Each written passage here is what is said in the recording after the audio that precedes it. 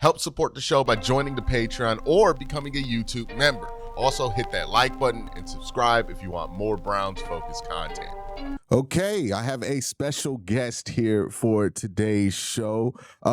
You have seen him if you are a Browns fan, especially if you've been following the Browns training camp this year. You have seen him all around. You've seen him on NFL Live. You've seen him on every single local show that the Cleveland market has to offer. And now finally here on my channel, Daniel OYEFUSI.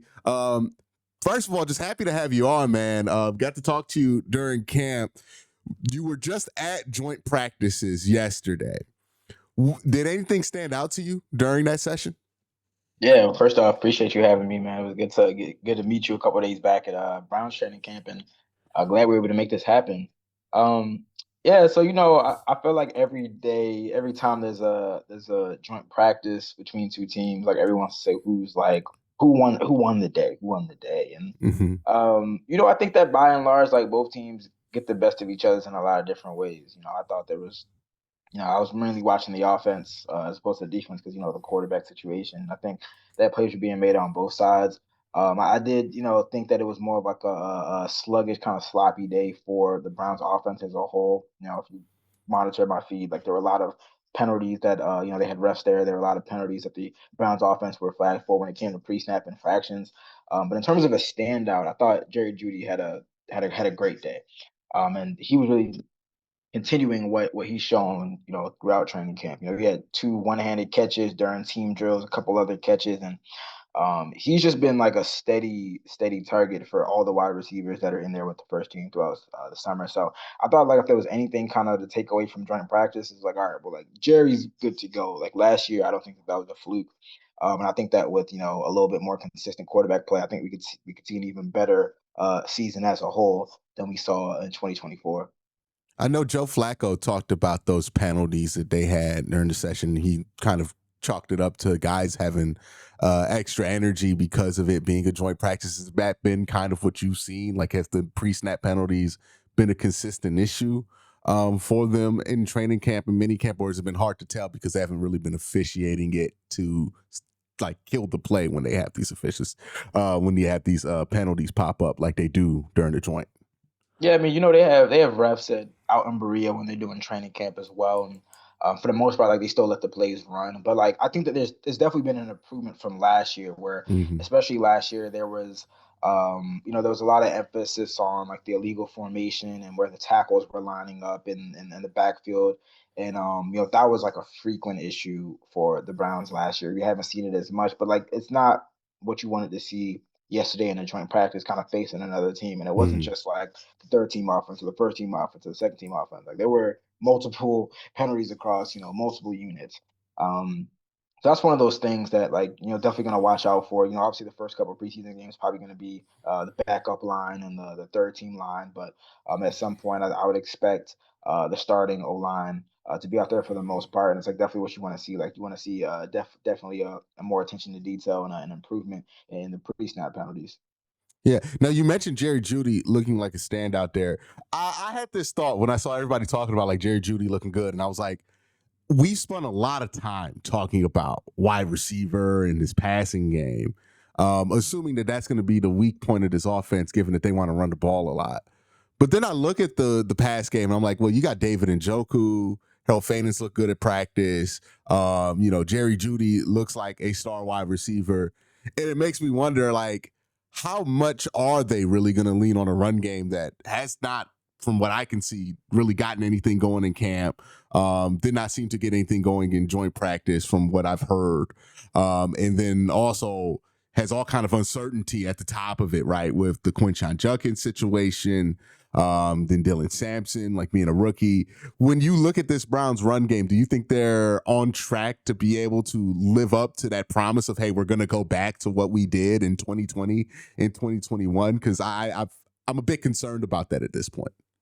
Yeah, I mean, that's like the focal point of the Kevin Stefanski offense. It had so much success in years past when they had Nick Chubb, a healthy Nick Chubb, and a younger offensive line. So, there's a lot of talk about, hey, like we're gonna try to get back to the roots, but it's like you have to have the personnel in place. And I think obviously the Judkins situation being up in the air is kind of thrown that for a loop. Like I think that was a guy that they really expected to be able to come in. I mean, honestly, like after they drafted him, they were saying like they saw shades of Nick Chubb in him. So that was really Hmm. high praise for a guy who hadn't played in the NFL down. So obviously that situation being up in the air, throws a wrench into those plans. And it is an older offensive line. It's the same offensive line for the most part that they had a couple years back and they were able to reach the playoffs. But they are, a couple years older, a couple more injuries, and I don't know for sure that they're going to be as effective. Like, I think Joe Flacco was probably their best option in terms of having like a competent passing game, but I don't think that, you want him dropping back 35, 40 times a game. So they're going to have to find a way to generate, some production on the ground way better than they did last year to set up the play action and, have make things a little bit easier for Joe Flacco and all those pass catchers. All right, let's kind of shift gears from the run game back to the pass game, right? A lot of talk about specifically Shedeur Sanders in this camp and how he's been handled. I think the Browns are in an awkward place here, right? Because Shedeur is not your usual fifth round pick, right? Like as far as what people think he's capable of, as far as his profile, as far as like a fan base following that he has, it's very unusual for a fifth round pick. Like Clayton Tune does not have a hive of people wondering if he got first team reps, right? Every week in his rookie year.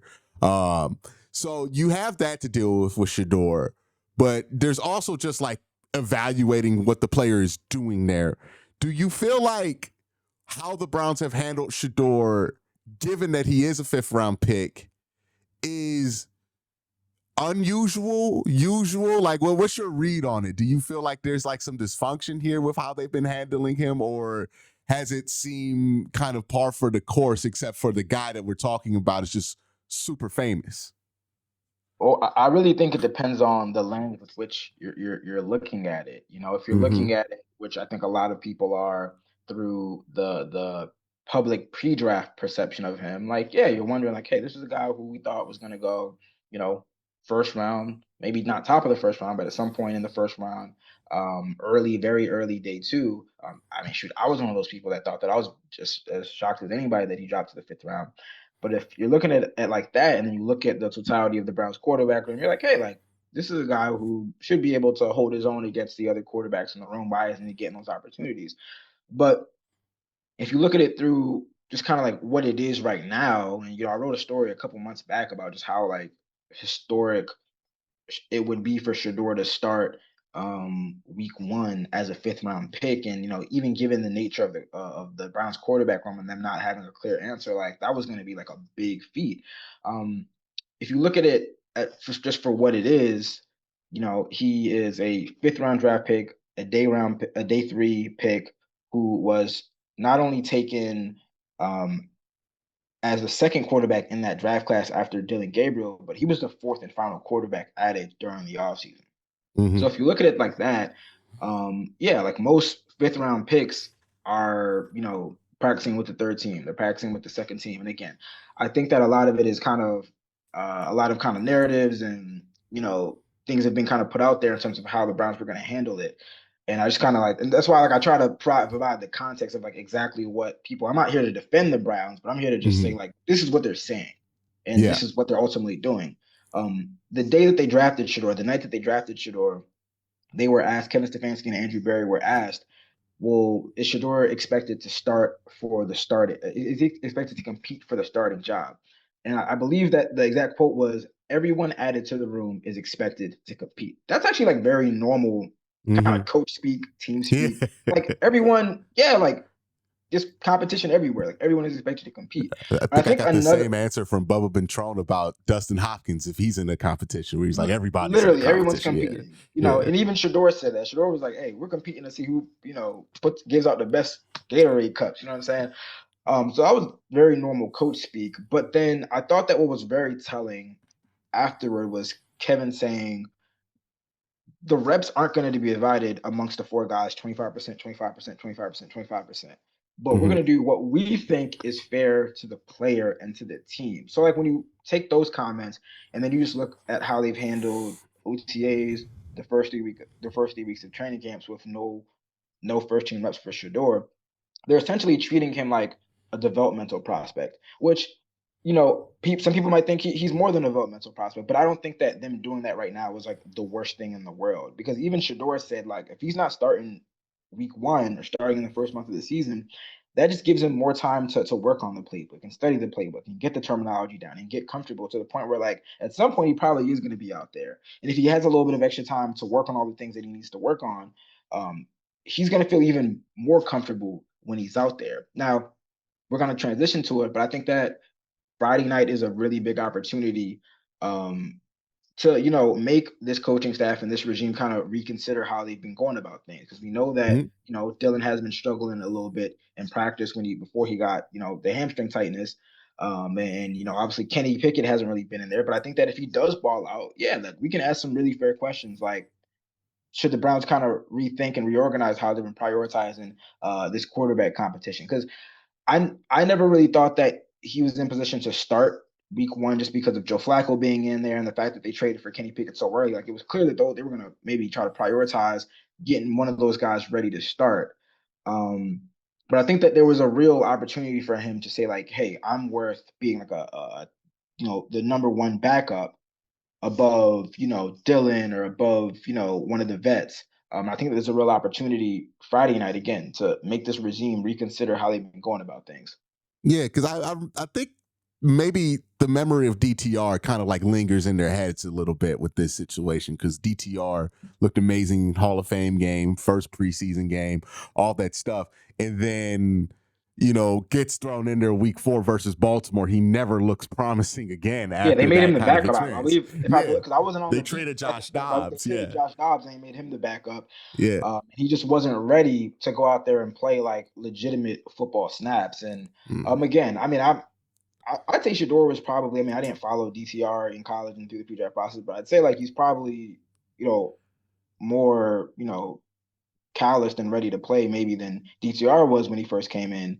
Um, but I don't think that, like, we talk about, is he being set up to fail? Is he being sabotaged? Like, I don't think that. Has he gotten any first team reps? No, he hasn't. Has he gotten less reps than Joe Flacco, Kenny Pickett, Dylan Gabriel when they've been in there? Yes, like he's gotten less reps, but he's gotten like plenty of practice time. The guys that he's going to be out there Friday night, he's been throwing to those guys. He's been playing with that offensive line for really the better part of like 2 to 3 months, because he's been practicing with them since OTAs and through the first 3 weeks of training camp. So I don't think that he's being put in a spot to fail. I think he's going to be perfectly fine on Friday night.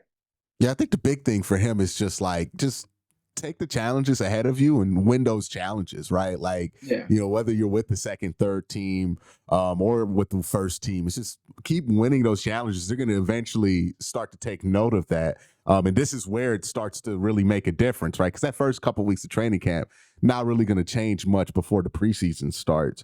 But we've talked a lot about the quarterback situation. I mean, in Cleveland in general, right?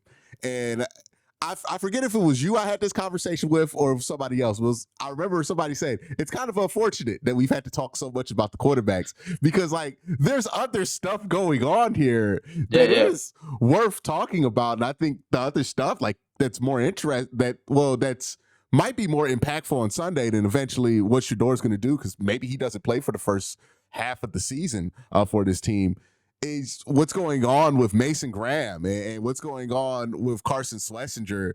How have those guys looked to you when you've been able to get a glimpse of them? Because I've heard good things about both of them.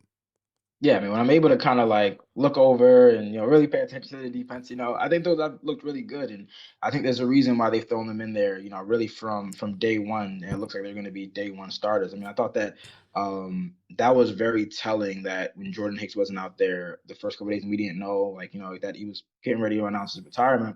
I thought it was very telling that they put Carson Schlesinger in there in the middle of the defense to call the plays and to break the defense down. Mm-hmm. And they've been throwing, Mason Graham in there next to Malik Collins in the interior of the front. Those guys are making plays. And again, like if the Browns are gonna be competitive in 2025, I think it's going to be off the strength of their defense getting back to some semblance of their 2023 form. I'm not saying that they're going to be the best defense in the NFL, but they have to be an elite defense and really like lead the way for this offense that might face some challenges. And even across the defense, like there's a lot of like important questions and guys who are going to need to step up into big roles, like whether it's Cam Mitchell or Miles Harding being in the slot with Greg Newsome taking over for Martin Emerson being out. Like somebody's going to have to step up in the slot and be extremely sturdy. Ronnie Hickman, can he take that jump to, being maybe not like a serviceable starter, but like an impact starter? Like that's what they Mm. talked about. He can set out the fires and make sure that there's no big plays over the defense's head. But now, like, we need him to make some plays. So like guys like that are going to be just as impactful for this team if they're going to be competitive in 2025 and improve. Especially somebody like Isaiah McGuire, right? Can he hold down that Exactly. opposite Some of those young spot? guys on the defensive line stepping up. Yeah, like this there's a lot of things that and a lot of guys that are going to need to step up into bigger roles for the Browns to be competitive. And obviously the quarterback situation is going to be the defining factor in how well this team does. But there's a lot of other players on this team, a lot of young guys that are going to have to step up into bigger roles for any of that to really matter. Yeah, and what's interesting too about the Schlesinger thing that you mentioned was they lost JOK. They lost, and I assume they knew that JOK probably wasn't going to play before they put him on IR. But they also lost Jordan Hicks to retirement, and they haven't signed another linebacker like after those two situations popped up. And I thought that was really telling of like, okay, they're really confident in Carson Schlesinger. They don't feel like they need to add another body in, a veteran player, or anything like that. They feel like they could just plug him in.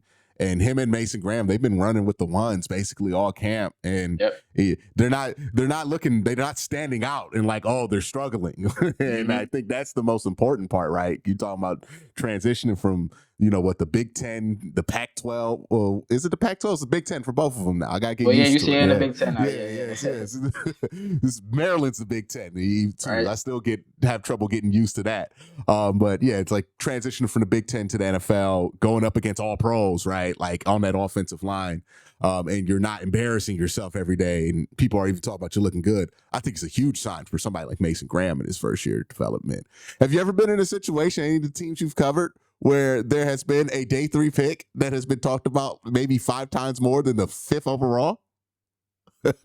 I cannot say like I don't even remember like any of like the Ravens, the Dolphins, like day three picks. Like usually those are guys that you just kind of like you got your you do your research before the draft, and then you have a couple of draft preview books just to make sure on day three you're kind of up to knowledge, and like day three comes and you kind of go to the back of the book and like okay like this guy from what like yeah like, I don't think anybody expected.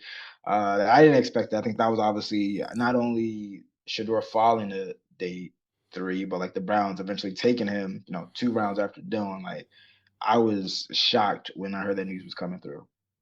Yeah, yeah, it's interesting, right? Because the way it seems like it came out, because I think there was a overtime clip that Shedeur had posted about how he got drafted, where they told him they're going to basically draft Dylan Sampson and then try to come back in the fourth to get him. Yeah, yeah, you're gonna try to Yeah, like they're like, trade up and get him. So it was kind of in the works, and obviously there's a lot of talk about Jimmy's comments and everything and whatnot. But like, yeah, it was a lot of moving around and kind of working to get that done. yeah, and I think the reality of that is just like not as interesting, and it's probably never going to become like the main on it, because it's like I think what happened was the Browns got the players that they wanted, and they were like, well, we got all these extra picks. Shadour's still here. Why not? Like, go Yeah, after him, right? Like, I think that's kind of the mindset there. But there's all kind of other theories in place for what happened and what didn't happen there, and who made the call or who didn't. That is 5th round pick. It was probably not that deep, right? Like, it was probably, let's see. We don't want to pick all these guys at the end, anyways. yeah. Um, so let's kind of transition into the game on Friday, because the Browns do play in a preseason game Fridays. We all know Shedeur Sanders is going to start in that game. First and foremost, just what are your expectations for who is actually going to play in that game? We know guys like Miles, Denzel Ward, definitely not going to play. I would be upset if they were out there, right? Week 1 of the preseason. Who do you expect of the veterans or of the kind of known starters? Do you think anybody will play, or do you think everybody's going to be in sweats on the sidelines? I mean, well, on offense, my kind of thought process entering like, the morning of joint practices before Kevin spoke, I was like, all right, well, like, like Wyatt's not gonna be out there, Joel's not gonna be out there. Jack's not going to be out there. Podzik probably not out there. And I was like, maybe Dewan gets like a series Hmm. because he's kind of transitioning into that left tackle spot. But when Kevin said that Cedric Tillman wasn't playing and Jerry wasn't playing, I was like, well, if they're not playing, like I don't see any reason why. Like, well, if I was like, if Ced's not playing, I don't see any reason why like Dewan is out there even for a series. So, um, I mean, my expectation and my kind of anticipation is that like it's going to be the second team offense for the most part. Like it's going to be the second offensive line unit that Shedeur has been running with, kind of like more exclusively with the past week or two with the injuries to Dylan.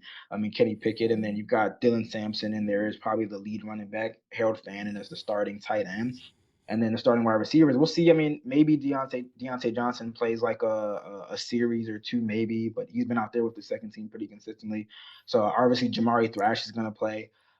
So again, like these are guys that like Shador's been throwing to like pretty consistently, and then obviously like when they start rotating some of the guys deeper on the depth chart, you're gonna have like the Gage Lavardens, the Luke Florias, like those are guys Hmm. that Shador's been throwing to consistently. So like if anything, like there's definitely gonna be a comfort with him on defense. I think it's gonna be a lot of the same deal. Like obviously Greg Newsom's not going to play because he's a vet. He's been limited in practice. But like Cam Mitchell, like I expect him to be out there for a little bit. Miles Harden's going to be out there for a little bit. Maybe Ronnie Hickman, but I'm not even sure if he's out there.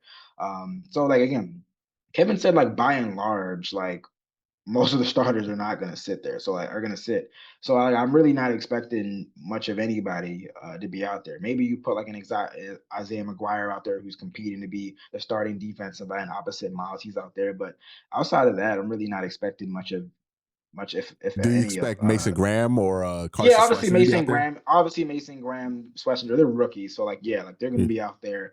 They're gonna get a couple series, maybe a half, and then they'll kind of make way for like the third team, the second team guys. But in terms of like vets and guys that have played multiple years, like I'm really not expecting that, and that are like established starters or more or less. I'm not expecting really any of those guys to be out there.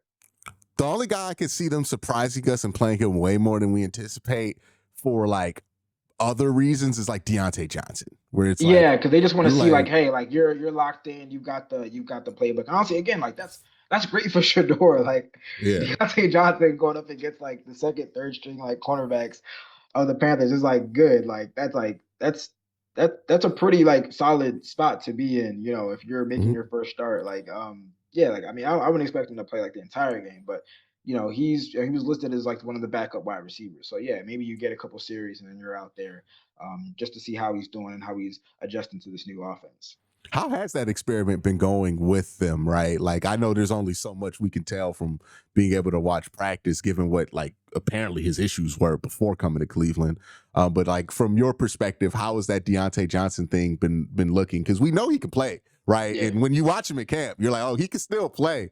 The question is, like, will he be able to be at a place mentally where he's going to be able to stay on this team?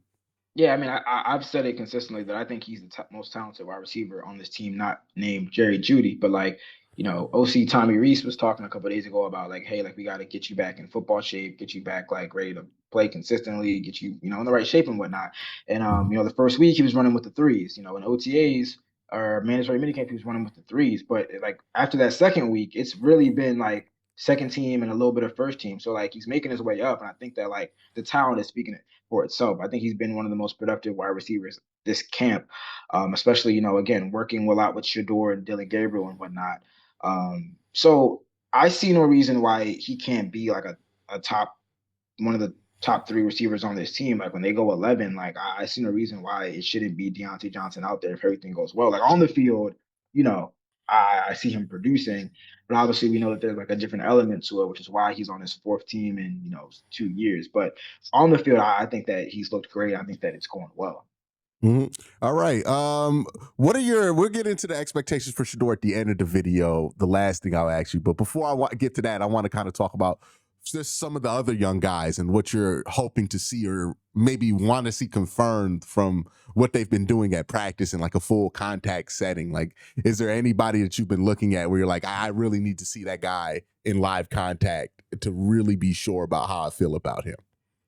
I mean, I think that like you never really know about the trenches until you Hmm. get to like a true live setting.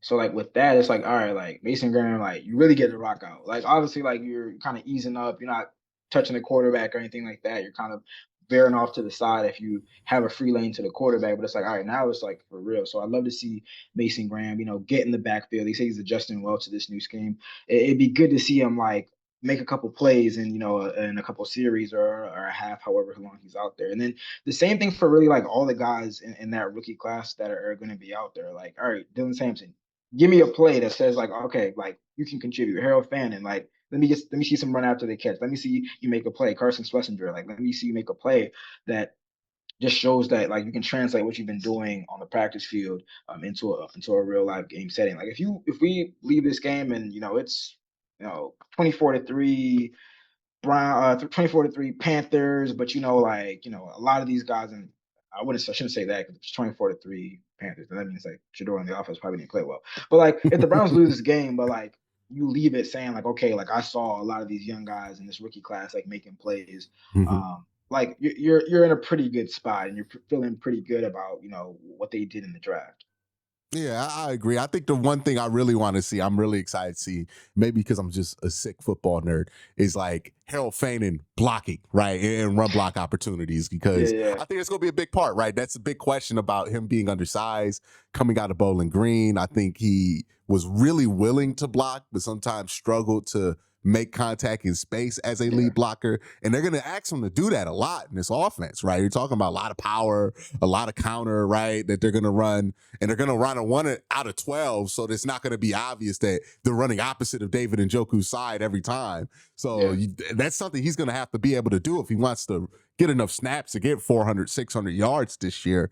And I think his progress there, which I saw him in camp, I thought he did there was like a big play to Jerome Ford, springed out there that he was out in front rapping for him. And I was like, okay, like that's really something you want to see out of him, because that's going to get him more snaps on the field, not have to put like Whiteheart out there or something like that.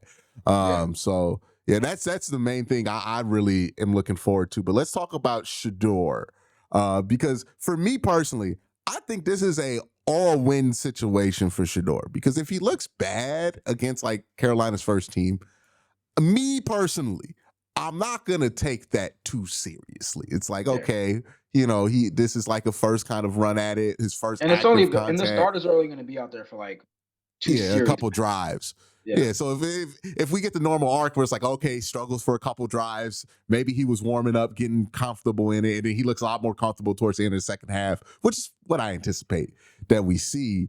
I don't think I'm gonna like run away with anything, but if he does look great to start, then awesome, right? Like now we got something. Now the quarterback conversation got a lot more interesting, because now Shador is truly going to introduce himself into that conversation. I kind of see this as a win-win for Shedeur, right? Like he really has nothing to lose here. He's already, by default, because he was the fourth quarterback acquired. Well, now Tyler Huntley's there, but now he's the fourth quarterback acquired. He was not going to drop any further than where he is right now. So how do you see this opportunity for Shedeur? Do you think that there's a lot of risk here? Because I heard Stephen A kind of talk about this being a setup for him. I just don't see how that's possible for the coaching staff, at least. Maybe for some fans who don't like him. But I Yeah. don't think the staff's going to look at this any type of way if he doesn't look great. Yeah, I don't think there is a lot to lose in this Friday night game, but I think that there's a ton lot to gain. And Mm-hmm. that's why I keep on saying I think it's a really big opportunity because it's one thing to like go out there and practice and whatnot. And I know people are kind of like poo-poo the preseason, but like those are like real live games. Like they're gonna evaluate that. They're gonna evaluate that, and those are gonna be like real teaching moments for not only Shador but everybody. So if you go out there and you're running the offense and you're making good throws and you're putting together productive drives, it's like okay, like that is like a legitimate impression that you're leaving on this staff, and that's a body of work that they can't deny. Like they can't deny, Mm-hmm. like practices, whatever. Like all right, like we've been going That could have been back a and forth about this sack, on, yeah, like right? Yeah. we've been doing that for the last 3 weeks. But like if you go out there and you're making plays in a real live game setting, like that's a body of work that you're starting to establish that they can't take away from you. And again, I think that um I think that like yeah, you do have to have legitimate conversations about how you've been going about the hierarchy. I won't say the quarterback competition or battle or whatever, because I think he's clearly, been put in a different or kind of below some of the other quarterbacks, the other quarterbacks on this roster. But like the hierarchy, yeah, like you do. I think you do maybe reconsider it if you go out there and you're playing a half or a half plus, and you put a legitimate body of work together against another team. So I Mhm. would say not a ton to lose. Like it's not like they're gonna cut him if he has a bad game. Like it's not gonna happen after 2 days after Friday. Um, but if he balls out, it gets tricky. And it's like, oh, all Mhm. right, wait, like it's like, wait, what have the Browns been doing the past couple weeks? It's one of them good problems, right? It's I a good forget problem which to character have. for The Wire said that. Was it Slim Charles? It's like it's one of them good problems. But yeah, it's like if the two questions you have about Shedeur too. I think this is why the preseason is going to be very important for him. Is the complaints are he holds onto the ball. He's not great at avoiding sacks because he has bad pocket habits, right? That was the two main complaints from like people who I find to be in good faith about him Yeah, before the draft. And I can see him in camp. Like he's worked on his step up game. Like he's stepping up in the pocket far more with far yeah, higher frequency than he did in college. And he's kind of like not doing a lot of rollouts. Like he'll step out the pocket if it's like towards his chest, but he's not like spinning around to get a rollout as much as he was at Colorado. And you just want to see, okay, is that going to be something he's going to be able to yeah. Do you maintain maintain through that in a real contact, live game setting right? when it's real bullets flying? Like, do you revert to maybe the bad habits, or have you really kind of worked that out? Yeah, I'm Mm-hmm. very very curious to see that as well. Again, like I think his game is built on being accurate and playing within the structure of the offense and timing. Like I don't, and it might be a little again like preseason openers, like that's some bad ball sometimes. Like you got second team guys, you got third team. Yeah. So like I'm not expecting them to be Sometimes you super got huge. I don't guys want to on your be. second team that like have not played since Yeah, like like I a don't. year or Yeah, two. Yeah. yeah. So it might be tough with the offensive line and stuff like that. But like I don't want him to force the issue where I feel like he has to make every single play. Like live to see another day. If the offensive line isn't holding up for you, get the ball out quickly. And I think he's done a really good job of that in practice. But now it's like, all right, well, let's see it translate to a real live game setting. Mm-hmm. Yeah, and then that way the questions aren't there as high as much as they are, right? Like, oh, did he get rid of that ball fast enough? Well, you watched him in a game, and it's like it seems like he's getting rid of it fast enough. So maybe you give him the benefit of the doubt there in those situations too. It's just it could change how you're perceived in that room, right? Hmm. And you put together enough good preseason performances. I know people, like you said, kind of poo-poo on the preseason, but it changes shit, right? Like it changed stuff with Dak Prescott. It certainly changed that situation. Russell Wilson, we've seen it change. Even on a smaller scale a couple of years ago, Dorian Thompson Robinson has a really good preseason. All of a sudden, the way people are talking about Dorian completely changes, right? From guy who's going to probably be on the practice squad or maybe QB3. your QB3 emergency quarterback situation to all of a sudden now he's the backup quarterback. This is a huge opportunity for Shedeur to kind of change the eyes of people who, might not be putting him in that place yet. And I think this is a golden opportunity for him, right? Like you get to go up against ones, you get to answer a lot of questions. And anytime in a preseason game, you get to silence, legitimate criticism against you, or maybe put some pause to that criticism. It's a huge opportunity. Like it does not happen all that often, right? If Myles Garrett has a question about if he's still going to be dominant, what he going to do in the preseason to make anybody believe like that one way or the other, right? Like Yeah.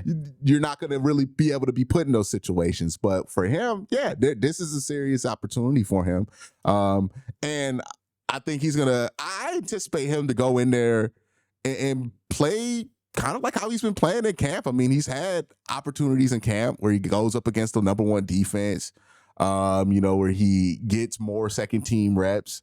And it seems like he hasn't shied away from the challenge of that all camp. Like, is that a correct kind of assumption based on what we've been seeing? Because you've been down there every day. Yeah, I mean, I think like his demeanor has been great. Like he's saying all the right things in the news conferences.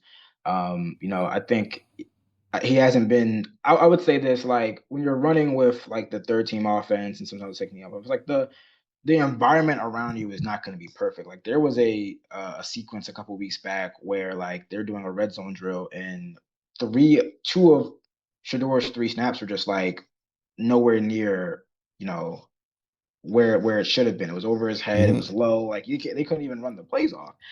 And it's just like it's not no frustration, no kind of yelling, no bad body language. It's just like, all right, like let's get back to the huddle. Let's run the next play. And I say that to say like Friday night's not gonna be perfect. Somebody's gonna miss a block. A wide receiver's probably gonna drop a pass or run the wrong route. But it's just like, all right, like just go about your business, be steady. Don't feel like you have to be superhuman, do anything out of the ordinary. Just kind of like Kevin Stefanski said, just operate the offense, run the offense, and like make plays that we know that he can and he has in practice. Like just have that easily transfer over to these games. I think that again, I don't. I'm not expecting anything crazy. If he does, hey, like I'll be awesome, and I'll definitely note that. But it's a preseason opener. It's a lot of these guys' first time, not only his, but a lot of these guys' first time playing on an NFL stage. Like there's going to be some jitters, there's going to be some mistakes, but I'm just kind of working through that and keeping everything as smooth as possible. That's all I'm really expecting to see. Yeah, it's gonna be interesting to watch here. Daniel, it's so great to have you on. I was gonna do the where can they find you thing, but it's pretty easy to find you. Nah, I've never surpassed that. I've never surpassed that. ESPN.com. Follow me on social media at Daniel OYEFUSI. I'm never too big for that. No, when they asked me, I'm like, yeah, find me at this obscure website here, there. You're like, no, just find me at ESPN.com. Okay, yeah, it's real easy to find Daniel. But make sure you guys go check him out. Is there any other kind of projects that you do that you want people to kind of get eyes on, though? I mean, that's really about it. So everything is through the ESPN and Mickey Mouse programming platform. So just trying to do good work. And yeah, I mean, I'm just trying to, I know this is a very tenable time, I guess, or untenable time, a very polarizing period. And I just want to put a PSA out there because people been coming for me. Like, I don't work for the Browns. I'm not paid off by the Browns. Like, I'm not even a Browns fan, bro. Like, I could care less about like the Browns as a team, like good or bad, like whether they're good or bad. Obviously, like I'm thankful and grateful for the opportunity to cover the team, to work for Mm-hmm. ESPN, and to cover what's kind of been the biggest storyline in news. But it's just like I'm just out there to provide context, and I'm a beat reporter. I'm not a columnist. I'm not really here to like opine or anything like that, but I just want people to remember that, like when they see at least my tweets, my reporting, like I'm not here to curry favor in it one way or another. Because it was funny because I feel like there's people that say like, oh, you're like a Shedeur PR machine. There's other people that are like, you're a Browns PR machine. And I'm like, you can't even win nowadays. But hey, Nah, that's just what it is, dog. I get the hey, same yeah, I exact signed up thing. for it, I guess. I mean, I think that's just what it is with anything now that commands like a bunch of attention for any team in any field. Like I think it's just kind of gotten this polarized because of the internet, Yeah, because before it was Shedeur, it was going on with Deshaun. Before it was going on with Deshaun, it was going on with Baker Baker Mayfield, Mayfield. Before that right? was I Johnny remember Manziel. I Yeah. remember the arguments about whether Myles Garrett is going to be a bust or not, and if we should have drafted Derek Barnett or Jamal Adams. There's always going to be some argument going on that like people just decide to crash out about, and place you in a certain camp, if you aren't really towing any company line, right? Like it's always kind of gonna be there. I think that's just what the media landscape is, unfortunately, as far as like how people react to it. But yeah, I Yeah. mean, you've done good work with the Miami Herald. You've done good work with different teams throughout your career. You're just here to tell us what's going on, right? Like don't shoot the messenger is basically I what you're shoot a saying. message. I'm just telling y'all who got the number of snaps. That's it. Y'all, I'm I not saying was it's right. I'm not saying it's wrong. I'm just telling you what's going on here. I'm trying this to be is the what's eyes and going ears. on. Yeah, just try to convey that information over to you. If you do not like it, it's not my fault. Okay. Would appreciate you, man. I mean, look, if you get out these 2 years pretty relatively unscathed, I think you'd be fine, right? Because like peak Deshaun Watson hatred year, and then this season with Shedeur, I don't think you're ever gonna run into anything that's gonna surprise you after this. I was gonna say at this point, I don't want to say I've seen it all because I'm still young in the game, but I've seen a lot. Covering Cleveland is like that one class in college that's like, oh, if you pass this class, you probably gonna You good to graduate. go. Yeah, Yeah, you good to like go. It's like the you weed out good. course. Like if you You ain't got this, gonna you need good. to figure out anything else. All the adjustments done, right? Because Browns are certainly one of the franchises in the NFL, and they definitely do some of the most, right? Like it's They keep me and the fan busy. base is super passionate, right? So like Which is nothing cool, which is great. I slides. love that. I Like, honestly like. I love how passionate they are because like there's interest. There's interest, and I love that hmm people are passionate about Shedeur, because that means that there's interest. Like I would hate to cover like a random 7 and 10 team that like nobody cares about. hmm Like, I like that. I Yeah. love that there's interest. Yeah, it's like, you could not like the amount of interest people have in training camp practices. And I don't love how people are like charting all of this stuff. But then I'm like, hey, it could be a different team where like nobody cares. Exactly. and that's not fun either, right? So yeah, for better or worse, Cleveland fans are going to be interested in every single thing this team does forever, which is awesome. But comes with his own stuff. But Daniel, thank you for coming on. Thank you for talking about what's going on in camp and just conveying that information. If you're upset about anything that you heard, please do not direct your anger at him. But in all seriousness, y'all have a great day. Have an even better night. Peace.